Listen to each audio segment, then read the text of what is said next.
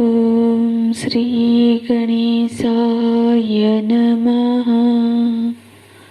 ओम श्री सरस्वत्यै नमः। ओम श्री गुरुभ्यो नमः।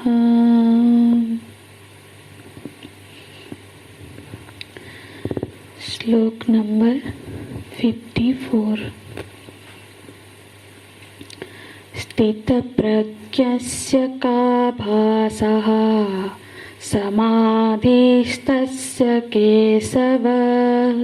स्थितधिः किं प्रभासेत किमासीत व्रजेत किम्। किमासीत व्रजेत किम्।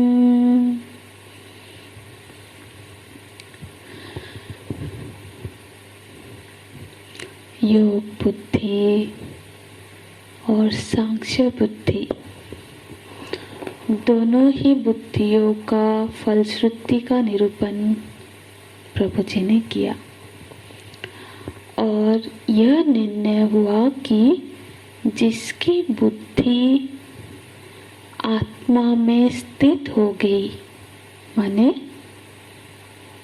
आत्मा में स्थिर हो जाना, माने आत्मा संबंधी प्रमा में, उस जो बोध में बुद्धि स्थिर हो गई।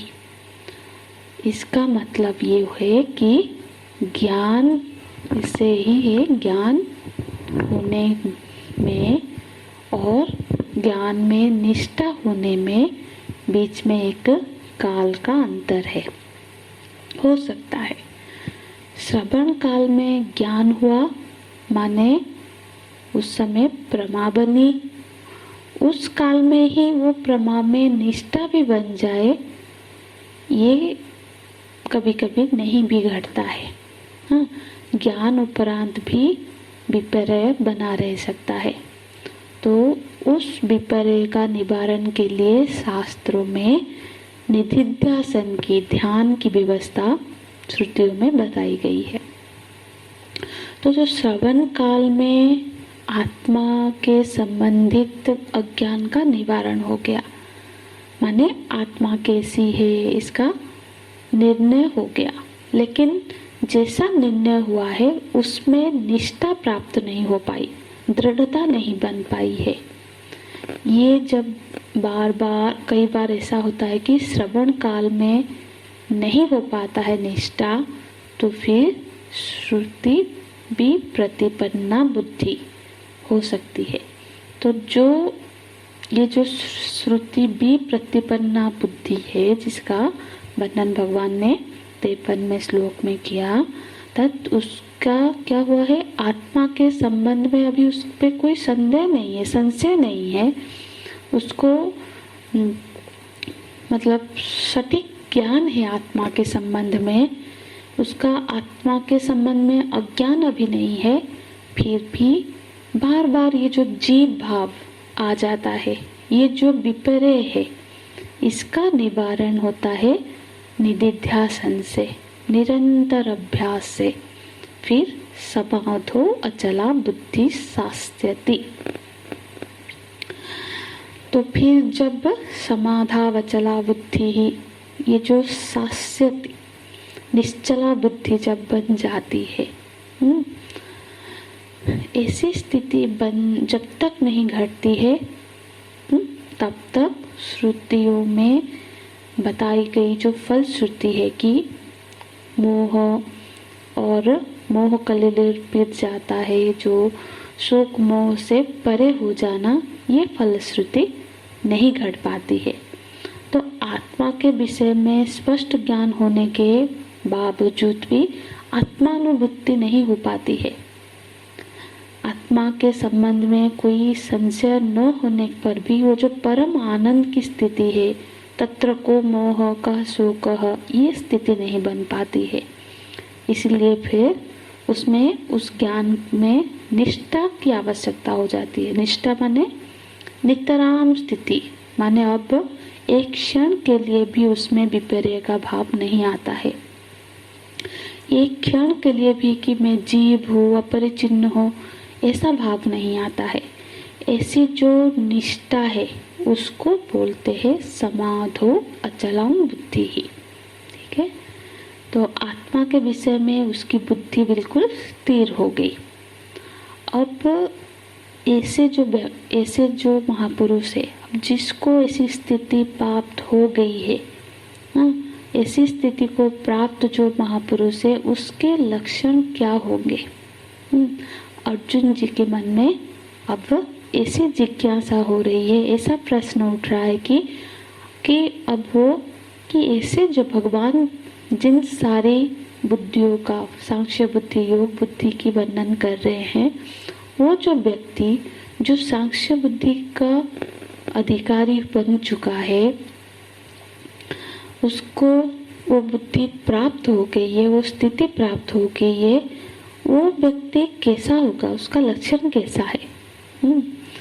तो अर्जुन जी की अभी यदि स्थिति देखेंगे कि अब मानो जो चारों तरफ जो सारे युद्ध का वातावरण बना हुआ है, अब मानो कि उनके मन में वो विस्मृत हो गई है। भगवान के उपदेश में वो इतने तल्लीन हो गए हैं कि उनकी वो जो पहले की जो स्थिति थी, अब वो पूरी तरह से मतलब निर्मोहक हो गए हैं। अब उनके प्रश्न भी बदल गए हैं। अब वो पूछते हैं कि देखो, उनके प्रश्न का स्वरूप भी अब कैसे बदल गया है। अर्जुन जी पूछते हैं कि अर्जुन वाच, अब हम श्लोक देखेंगे 54वां। अर्जुन वाच, अर्जुन जी के मन में प्रश्न आया, जिज्ञासा आया, क्या बोलते हैं, हे केशव, ये संबोधन में है, बोलते हैं स्थित प्रज्ञस्य का भाषा समाधिस्तस्य केशव। अर्जुन जी पूछते हैं, हे केशव, स्थित प्रज्ञस्य का भाषा, माने जिसकी प्रज्ञा स्थिर हो गई, आत्मा के संबंध में, जिसकी आत्मा के संबंध में प्रज्ञा स्थिर हो गई, उसका भाषा क्या है।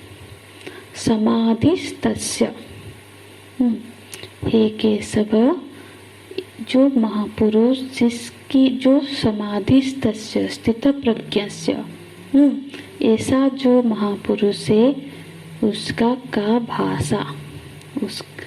तो यहाँ पे तो जो व्यक्ति के बारे में अर्जुन जी पूछ रहे हैं, उनकी क्या क्या संज्ञाएं हैं, 3 संज्ञाएं बता रहे, जो स्थित प्रज्ञ है, जो समाधिस्थ है, और स्थित धीहि, धीहि माने बुद्धि, जिसकी बुद्धि स्थिर है।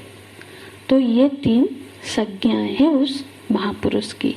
और उसके बारे में जिज्ञासा क्या है, बोलते हैं कि का भाषा, ये एक प्रश्न है, किम प्रभासेत किम आसित ब्रजेत किम, ये उनके बारे में जिज्ञासा है।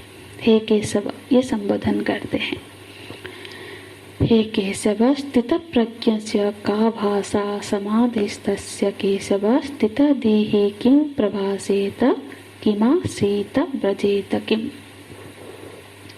तो स्थित प्रज्ञ माने क्या, स्थित माने प्रतिष्ठिता, और प्रज्ञा माने अहम अस्मि परम ब्रह्म इति प्रज्ञा। ये जो अहम अस्मि परम ब्रह्म, ये प्रज्ञा का स्वरूप है। प्रज्ञा माने ये जो स्पष्ट बोध है, ये जो बोध वृत्ति है, उसका स्वरूप, जो बोध वृत्ति का स्वरूप है कि अहम अस्मि परम ब्रह्म, मतलब मैं ब्रह्म हूँ। तो और वो जो प्रज्ञा कैसी है, प्रतिष्ठित, स्थित है, माने श्रवण के अनंतर निधिध्यासन से यह प्रज्ञा स्थिर हो गई है। जिसमें यह प्रज्ञा स्थिर हो गई है स स्थितप्रज्ञः। उस व्यक्ति की संज्ञा है, उसका नाम ही है स्थितप्रज्ञ। तो तस्य माने तस्य स्थितप्रज्ञस्य।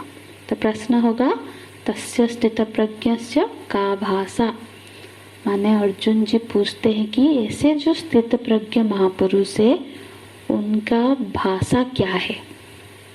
यहाँ भाषा माने हिंदी, इंग्लिश, पंजाबी, ये भाषा ऐसा नहीं है कि ऐसे भाषा के बारे में नहीं पूछ रहे हैं कि जो स्थितप्रज्ञ हो रहा है अब किस भाषा में वो बात करता है। भाषा माने यहाँ परिभाषा, उसका डेफिनेशन, परिभाषा। अर्जुन जी पूछ रहे हैं स्थितप्रज्ञ की परिभाषा क्या है। कैसे उनको परिभाषित करें, कैसे उनकी व्याख्या करेंगे कि ये स्थितप्रज्ञ है, ये इसकी व्याख्या कैसे करेंगे। स्थितप्रज्ञस्य का भाषा। तो ये जो प्रश्न है मानो अन्य की दृष्टि से, दूसरे की दृष्टि से वो जो स्थितप्रज्ञ से उनकी परिभाषा क्या है। फिर दूसरा प्रश्न क्या है, किम प्रभासेत, वो स्वयं कैसे अपने को परिभाषित करते हैं।